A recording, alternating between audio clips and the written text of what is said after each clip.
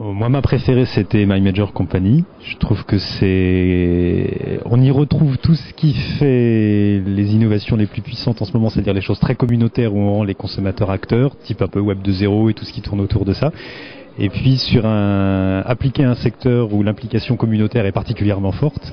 Et puis ça a quand même un côté très très sympathique de se dire que on va créer du buzz autour d'un artiste et qu'il va réussir comme ça, plutôt que d'être fabriqué à coups de millions. Donc on a à la fois la morale et l'efficacité commerciale. Ça m'a bien aimé. Il y a 3 tendances qui me frappent. La première, c'est qu'il y a beaucoup de choses qui tournent autour de la fluidité et de la simplification de la vie quotidienne, de la praticité, on va dire, pour faire simple. Beaucoup d'innovations autour de tout ce qui est communautaire, ciblage, appartenance, qui s'adresse à des gens qui se retrouvent autour de centres d'intérêt communs. Et le troisième constat, c'est que, comme d'habitude, il n'y a pas beaucoup de grosses entreprises leaders dans les entreprises les plus innovantes. C'est quand même plutôt des petits qui sont les plus astucieux.